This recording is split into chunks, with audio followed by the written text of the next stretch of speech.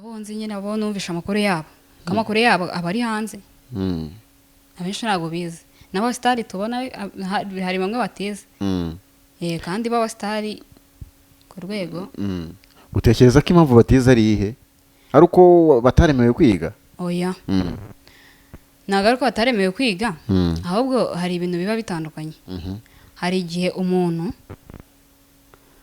areka kwiga kubera impamvu ziwe bwite komeza impamvu ziwe bwite icyo ni icya mbere hari n'igihe areka kwiga kubera wenda se yabuze ubushobozi bwo kwiga igihe kiza kugera ejo bundi ubwo nibwo nabitekerejeho kuko ibintu natekerezaga mbere ndi umwana bati ngiye iki ngiki ngomba ngiye hari n'umwenda kera nakundaga akora ko nawukundaga naje kuwugura nyuma nzaba no kwibuka yuko nigeze kubitekereza ko kuko umwenda nari navuze ko nzawambara rero ngiye ntekereza yuko ibintu twitekerejeho nibyo bitubaho.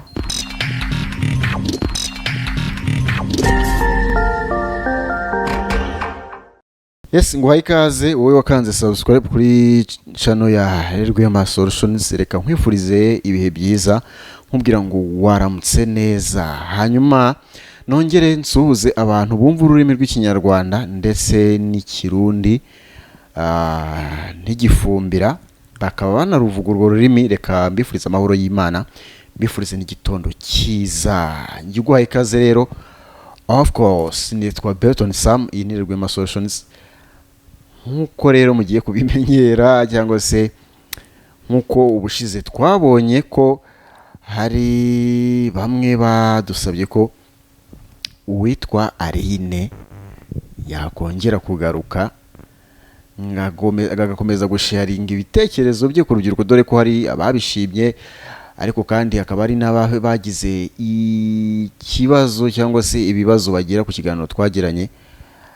Akaba ariyo mpamvu rero twashimye ko Aline yongera kugaruka kuri kamera za Rwema Solutions kugira ngo tuganire. Reka muhe ikaze Aline, waramutse? Aramutse neza. Amahoro y'Imana bane nawe. Namwe muhorane. Kubitekerejeho kabiri. Oya. Ntago mbitekerejeho kabiri. Ntabwo ari uziko wasubiza. Oya wowe. Wowe nawe amahoro y'Imana kubeho. Nawe kurikiye ikiganiro. Yego. Ese waba warabyakiriye ute wumva ko hari abantu bashaka kugaruka hano ngo hari ibyo bashaka kubaza? Byakiriye ute? Narabikunze. Ni ibintu byo kwishimirwa. Iyo ugiye ahantu ntibakunenge bumve ko bakakwishimira. Nyese ngira urumva ari iki cyambuza kubyishimira ko bankunze. Ubwo utekereza ko ari iki? Ni ukugukunda gusa? Hari ukugukunda, hari n'igihe baba bakunze wenda ibyo wavuze kereka abo tubabajeje. Okay, hari ibibazo, hari abansanze inbox, hari abandi banditse muri comment nk'uko bamwe bagiye babibona. Baravuga ati Aline umukobwa kabisa ufite ibitekerezo byiza kandi ni byiza ko agomba kubisharinga n'abandi bakobwa bagenzi be ngo u Rwanda ngo rukaba rwatera imbere cyane. Ni ibyo rero. Hanyuma se umeze ute? Meze neza, ndashima Imana. Hanyuma rero hari abantu bumvise ngo ibyo uvuga ngo bareba uburyo bivuga bongeraho n'imyaka ufite. Wavuze niba utarababeshye ngo undi ngo bakeneye kumenya ubuzima bwawe. Uyu mwana uvuga ibi bintu undi bite? Ngo bakeneye kumenya ubuzima bwawe ngo bimeze bite? Ubuzima bwanjye uko mbayeho ubu se cyangwa uko nabayeho? Wakuze kugeza ubu. N'ishyaka rigutera kuba ngo ukurikira Rwema se cyangwa se ishyaka rigutera kuvuga biriya bintu? Nakuze nakuriye ngiye Muhanga, ntago ndi kavukire Kigali. Nakuriye Muhanga igihe kiza kugera cya nyacyo nyine ibintu byose biba mu gihe cyabigenewe nibwo naje kuza i Kigali ariko nakuze ubundi ngiye mbona ibintu dutekereza twitekerezaho ari byo bitubaho kuko ngewe nakuze numva ko ngomba kuba i Kigali wenda witunze se cyangwa oya sinari nzi uko narakundaga wenda twari tuza kuhasura amafamiye ahubwo nkahakunda cyane nkumva nyine kuba ahandi hantu hatari i Kigali nkumva ntabwo bindimo pe igihe kiza kugera ejo bundi ubwo nibwo nabitekerejeho kuko ibintu natekerezaga mbere ndi umwana bati ngiye iki ngiki ngomba ngiye hari n'umwenda kera nakundaga akorana ko nawukundaga naje kuwugura nyuma nzaba no kwibuka yuko nigeze kubitekereza ko kuko umwenda nari navuze ko nzawambara rero ngiye ntekereza yuko ibintu twitekerejeho nibyo bitubaho niki cyatumaga wumva ushaka kuza i Kigali cyane Kigali ni heza ese hari umuntu wanga i Kigali Kigali ni heza gute Kigali ni heza harasa neza ni ukuvuga ngo wanze mu rugo niki uri kuvuga ntabwo nanze mu rugo kandi mu rugo ubwo ndi gushaka kugera ku mpamvu kuri kavukire ku mpamvu kumumotiva uvuga ati ndashaka kuba i Kigali ushobora kuvuga ati wenda ushobora kuba wenda waravuze ati ngewe nzaba i Kigali kubera ko mu cyaro ni habi mu cyaro ni habi nta mugabo nahakura nibyo ni ingero zanjye ariko wowe nyine ni iki cyatumye ubwo uri gusubiza abantu babajije yego ni iki kuko ngeri kugenda nsoma bimwe mu banyandikiye inbox bagiye bambaza ni iki cyakumotiviye nyine gituma uvuga ati ugituma urutisha mu mujyi no mu cyaro kuko buri hari abantu udashobora gukoza ibintu byo mu mujyi nese badashobora kuvuga ngo badashobora kumva ko mu mujyi ari heza kuruta mu cyaro aho bari kandi bashobora kuba banaguha n'impamvu zumvikana z'uko nta cyiza cyaba mu mujyi kitagera mu cyaro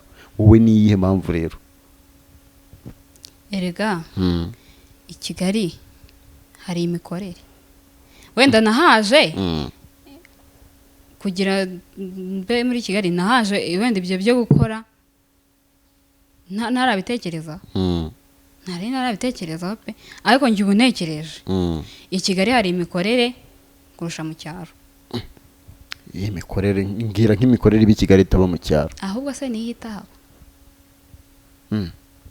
mbwira nyine urugero wimbaza mbwira nese ubu mu cyaro umuntu wo mu cyaro mbwira ukuntu azajya kumenya bizinesi ukambwira ko nta bizinesi zikorerwayo ariko bo izo bakora wenda nta mafaranga zigira oya ndatuma ngira kubera iki rero amafaranga zirayagira ahubwo bo wenda reba nk'ubu muri Kigali tuba tuzi ibi bya network marketing aho se mu cyaro mbwira umuntu uzajya kuyimenya kubera iki barayimenya urumva ariko abayimenya ni bake kandi i Kigali wenda iyo haje nk'umushinga runaka birihuta kugira tumenye ariko mu cyaro ubageraho nyuma muri make wumva nta na gahunda ufite yo gusubira mu cyaro yego ko mana yanjye mu ntara kubera iki Kigali nawe yakubanye super deep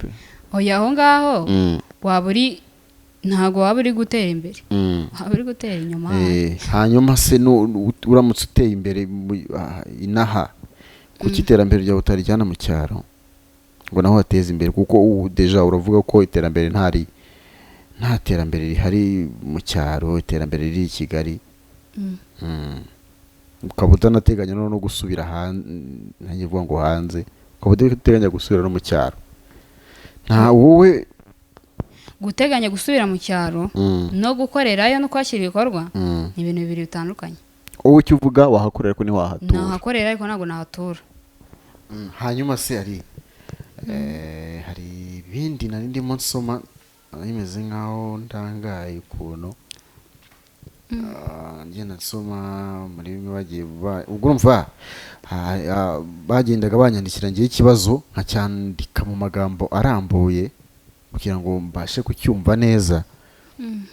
Hari ikintu twakomoje ejo mu gitondo hari yego nkubaza uvuga ngo abantu bose ngo ntabwo baremewe ngo kwiga kubona ibintu nk'ibyo ngibyo.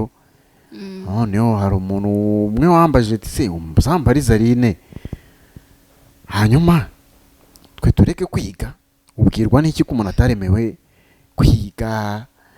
Ese uwo muntu utaremewe kwiga abahate niba ko kabaho? Abantu basubiza iki rero, kuko urumva ni wowe washize ihurizo mu bantu nkuko wabibazaga rwemo ubushize. Hari n'abantu batasobanukiwe hano rero. Barabasobanura ku kintu wavuze cyo ko abantu bose ngo ntibaremewe ngo kwiga. Ego ushingira ku ki rero? Shingira ku ki mbivuga? Erega enda akagero gato. Abakire benshi tuzi ntago bizi. Urabona ko ntushiremo nta wowe abakire benshi uzi.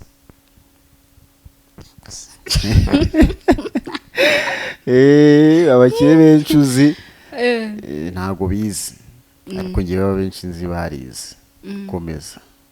Ngewe bamwe nzi yego ntago mbizi ngo bose ntago bize, ariko rimwe batarize. Akuvuze ngabuze bakenzi. Okay.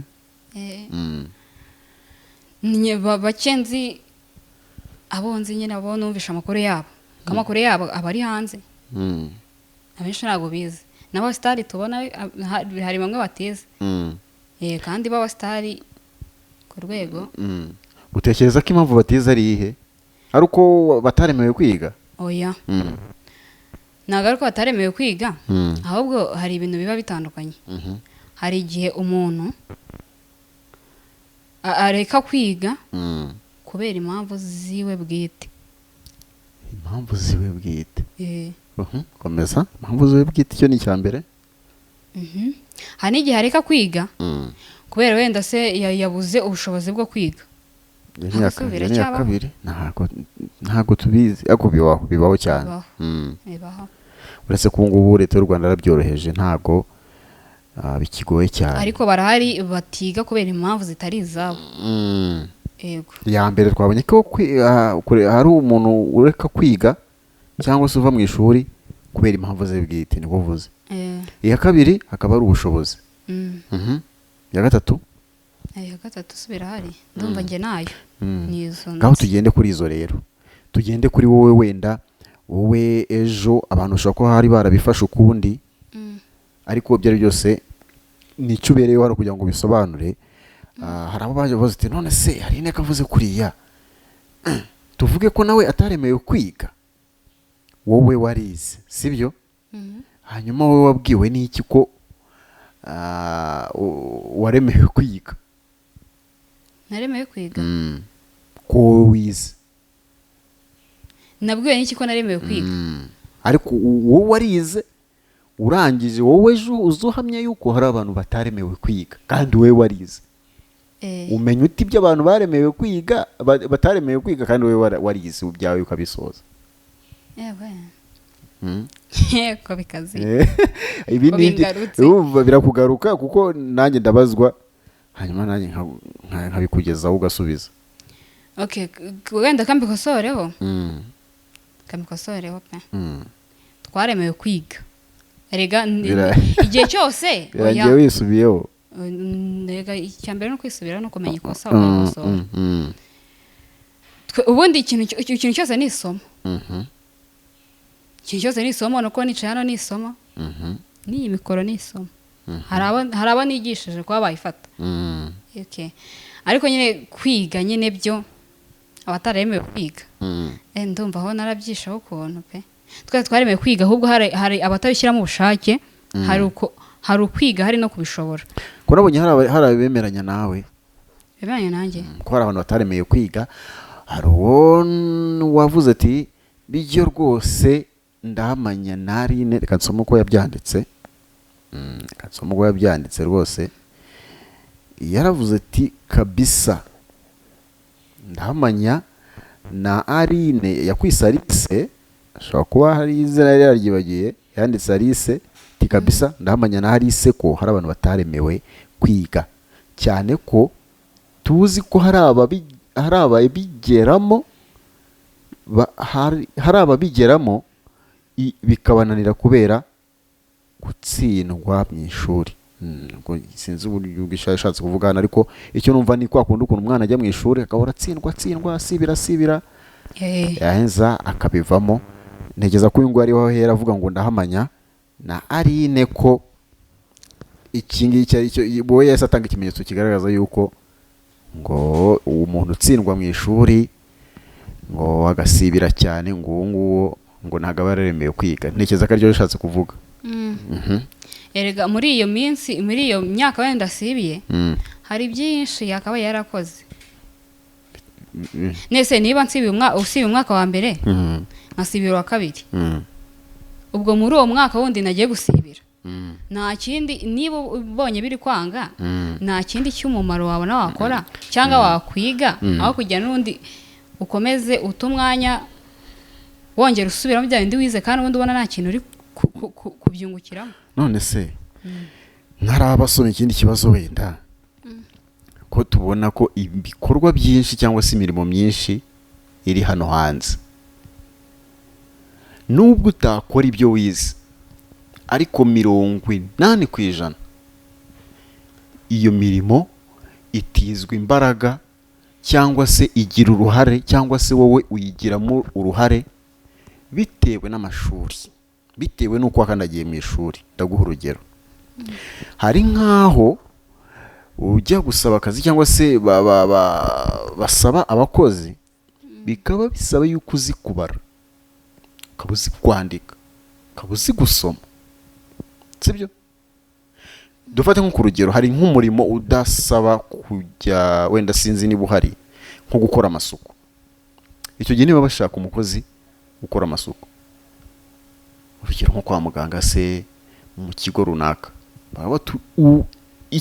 ibisabwa ibyo umuntu agomba kuba yujuje, agomba kuba azi gusoma, azi kwandika, kuko uwo muntu byari byose hari anazahurira n'ibyo bintu. Uwo muntu aramutse rero nawe wavuze ati akabyara umwana, akavuga ati mwana wanjye ntiwaremewe, umwana wagasibira rimwe kabiri, avuga ati va mu ishuri ndabona utararemewe kwiga.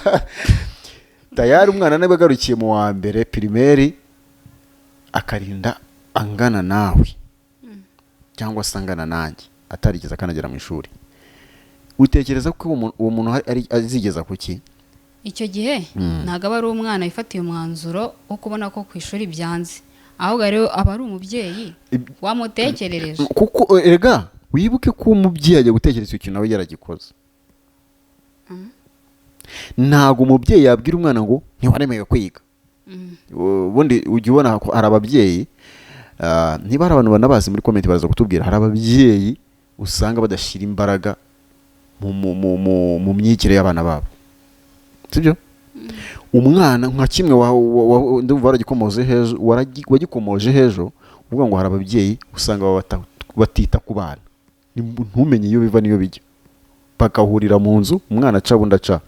Rero hari n'ababyeyi usanga batita ku myigire y'abana babo, kubera ko igituma umubyeyi atita ku myigire y'umwana nuko uwo mubyeyi nawe ibintu by'amashuri ntabwo aba ari ibintu bye, ni ibintu aba ataraciyemo cyane. Rero umubyeyi, ntekereza ko buriya igituma mvuga ibigeni uko numva ntari ku ruhande rwanjye ntari kwemeranya nawe ndetse n'abavuze ko hari abantu bataremewe kwiga, kuko mbona ko hari aho bifasha gato cyangwa se gake, sibyo? Niba umubyeyi avuga ati abwira umwana ati ntiwaremeye kwiga rivemo, icyo gihe nuko umwana uretse nk'icyo uvuze, umwana ntifatiye umwanzuro, first of all byapfiriye ku mubyeyi, kuko nawe yamaze kubona tayari ko umwana ataremeye kwiga, kandi n'umubyeyi icyo gihe ntaba yarize kubera ko ariko kuntu abyumva.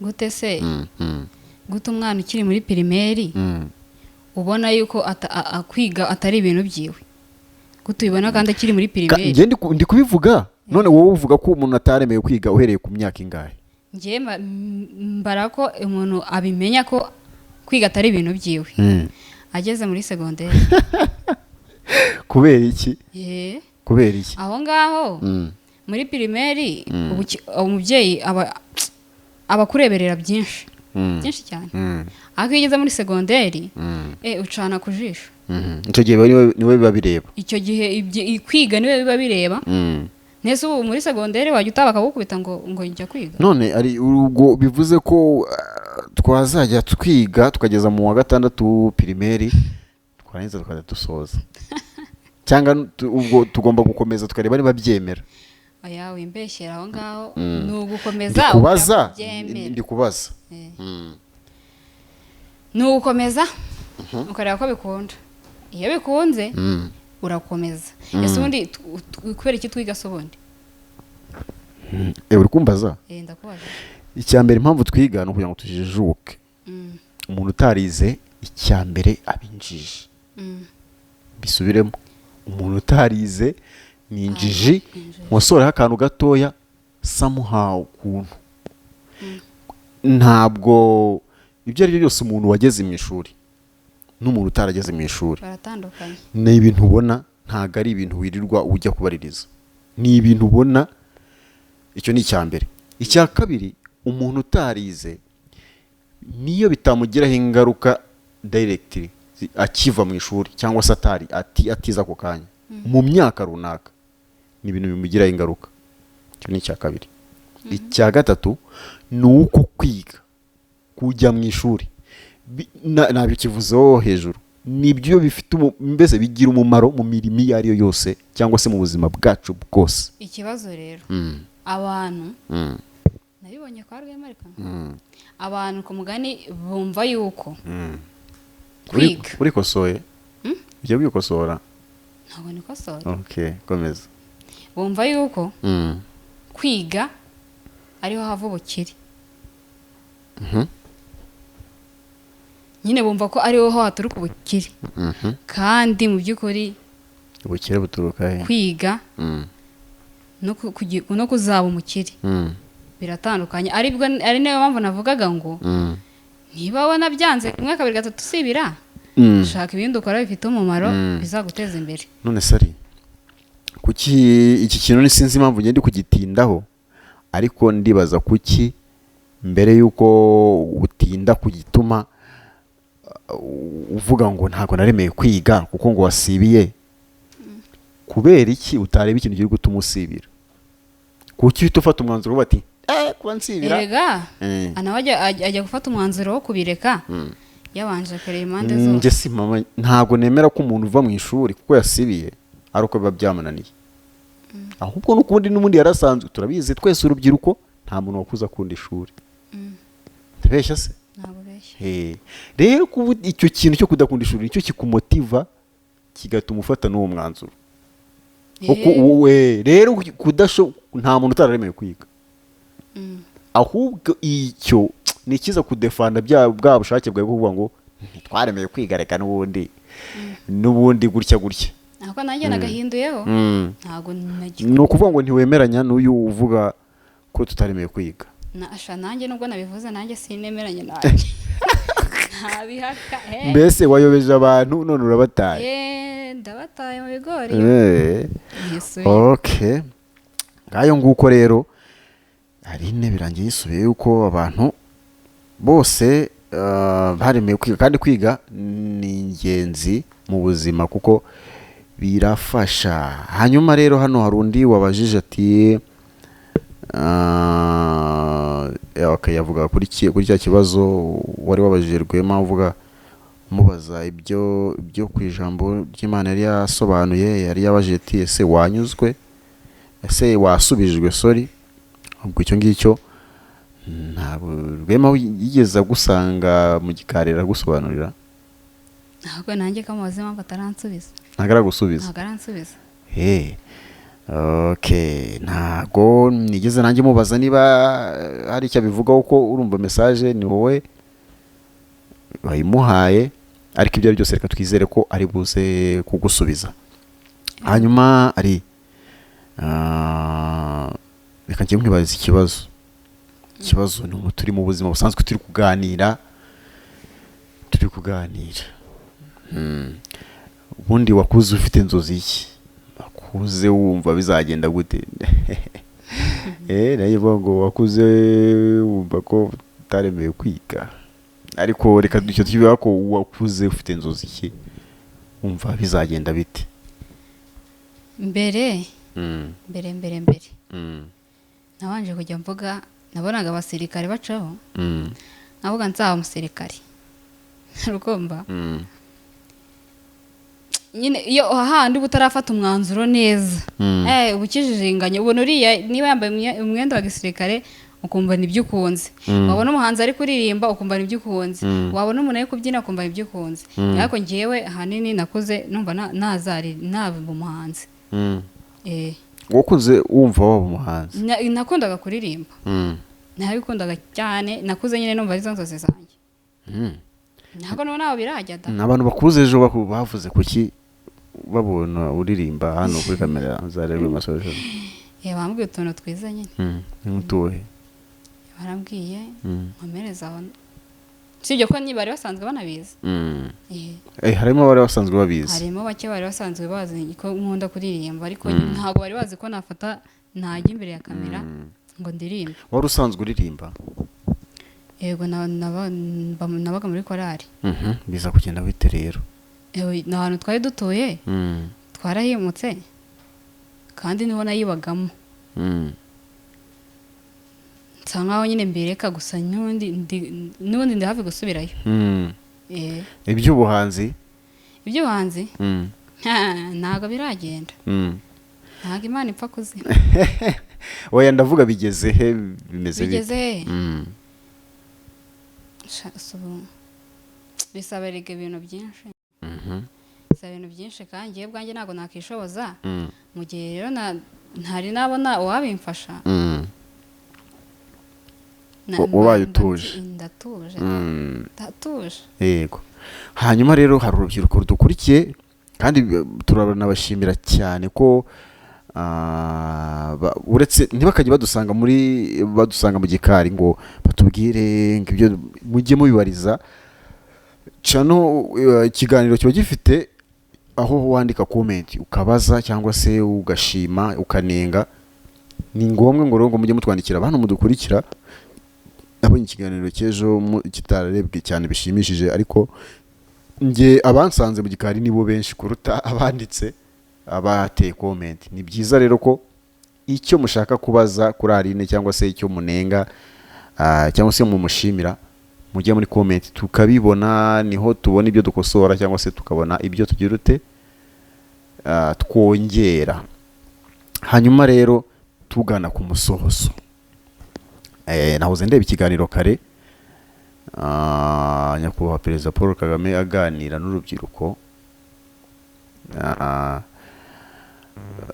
baganira n'urubyiruko rw'abakorerabushake bizizaga imyaka 10 hari niba ntibeshye y'ubukorerabushake. hari urubyiruko rwaganiriye na perezida, ariko hagira n'abamuha ibitekerezo, ibyifuzo. ukabona ko hari abana bashaka gukorera igihugu mu buryo bumwe cyangwa butandukanye, sibyo? hanyuma wowe ngerekane garukire ku mpano yawe. akenshi numva iyo nganiriye n'urubyiruko numva ntagomba gutandukana narwo tutaganire ku kintu cy'uruhare rw'urubyiruko mu iterambere ry'igihugu.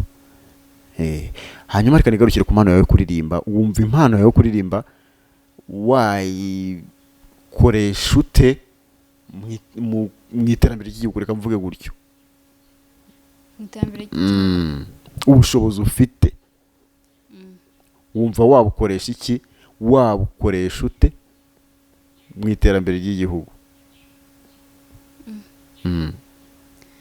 Okay.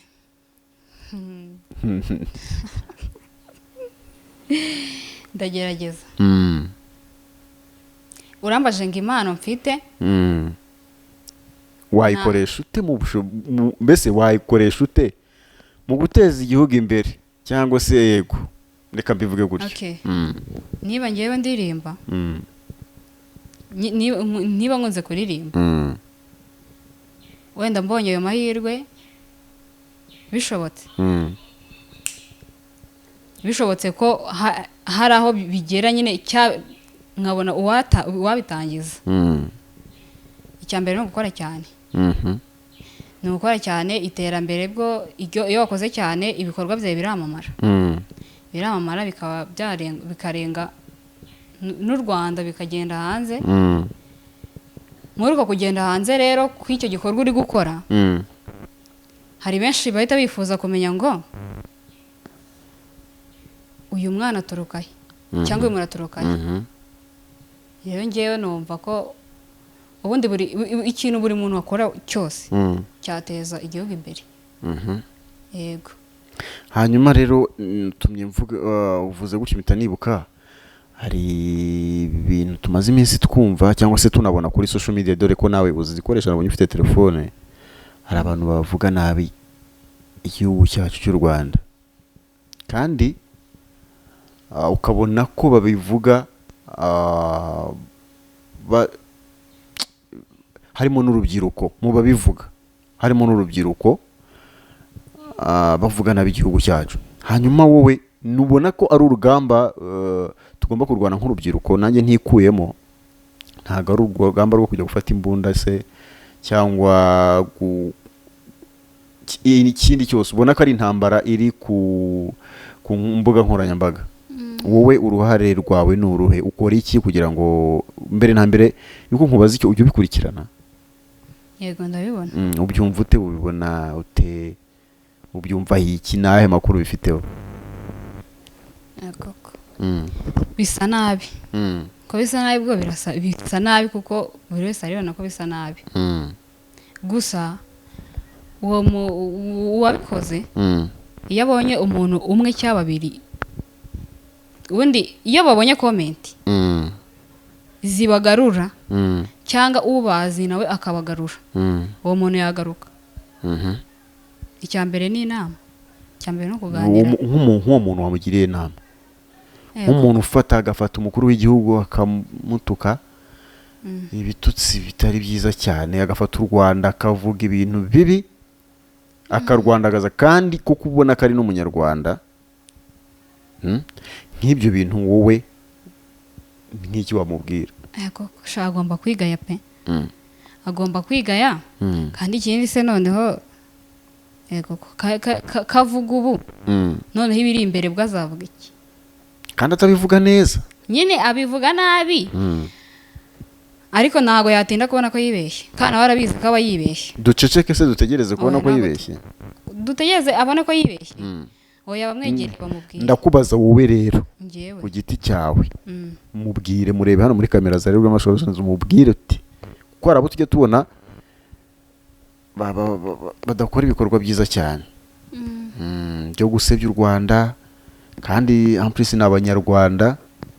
Nkawe rero nk'umukobwa ukiri mutoya, nihe mbese wamubwira iki? Ijambo rimwe ryonyine tugasoza. Ndakubwiye rero ndamubwiye icya mbere cyo nta bintu byamumarira, kandi ikindi agomba kwibuka ko uko asebya igihugu cyiwe, nawe aba ari kwisebya, kubera ko aba ari kavukire yiwe, n'ubundi nubwo yaba ari hanze y'igihugu aba ari buzahagaruke. Aho kugira aharanire kuhavuga neza, bazaze wenda kureba ibyo byiza agaharanira kuhavuga nabi, nawe biramugaruka icyo nzi, kuko nawe bimutera isoni, cyane cyane nk'iyo abonye wenda nk'ibindi bikorwa bikomeje kwiyongera. Nkeka ko agenda yisubira, erega nuko banga kubivuga. Ntagenda yisubiraho nuko yanga, ntiyemera, ahubwo ntiyemera icyaha. Agaruke mu murongo. Nguko reka ngushimire rero,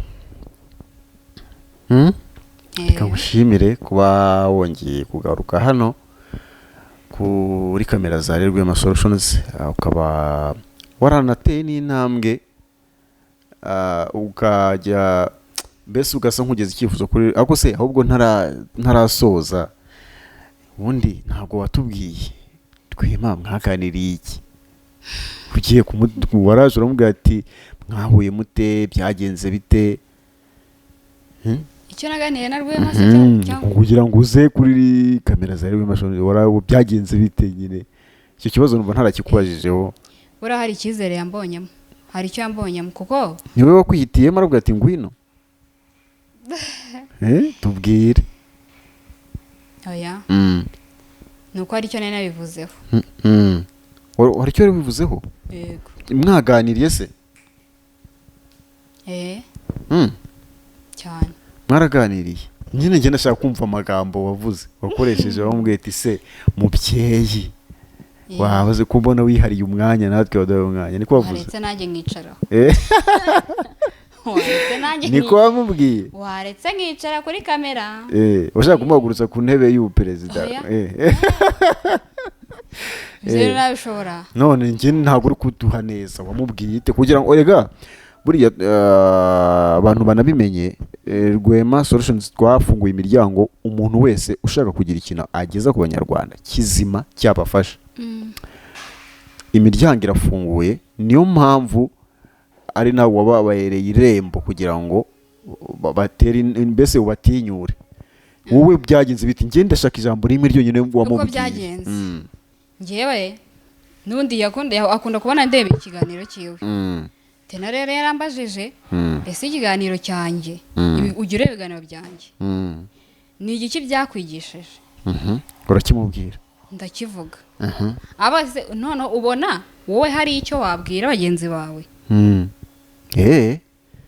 kuko njye numvaga gihari ndavuga ati kirahari njye nta kibona icyo mbabwira niko kunyemerera rero aguhine uricara nanjye bunyicaye ndahicaye reka tumushimire rero Rwema kuba buriya hari abantu bareba akavuga ngo nababwira abantu bakuru ariko ntabwo ariko bimeze mbese ni wowe ubaye ikimenyetso cy'uko hari n'urubyiruko rukunda gukurikira inama cyangwa se ibiganiro Rwema ageza ku banyarwanda ari abamwanga cyangwa se abamukunda bose aba bagomba kumukunda reka kumukunda kandi inama atanga erega zirareba urubyiruko urebye ahanini undi n'urubyiruko rwakabaye ruzumva kubera ko ku mugani we ibyo twavuze ejo nibo Rwanda rw'ejo hazaza rero bagomba gukurikirana inama ziwe zirubaka cyane hanyuma rero reka ngushimire kandi tunashimira na Rwema kuba bayemeye ko ufata umwanya nawe ukagira icyo ugeza ku rubyiruko bagenzi bawe tunashimira abakomeje kutwereka ko badukurikira banakurikirana ibiganiro byacu ndabasabye ngo mukore subscribe nyamuneka niba ari bwo ukibona kino kiganiro cyangwa se wari utarayikora reka gusabe ngo kande subscribe kugira ngo ibiganiro byacu bijye kugeraho umunsi ku munsi hanyuma ukore na share Rwema ajya kuvuga ngo sharing abantu 7 byibuze abo bantu 7 cyangwa se babe 12 kugira ngo ubutumwa bwacu nka Rwema Solutions bugere kure harenze mu Rwanda of course rero ngiye yari Beton Sam turabakunda cyane bye babwira ngo bye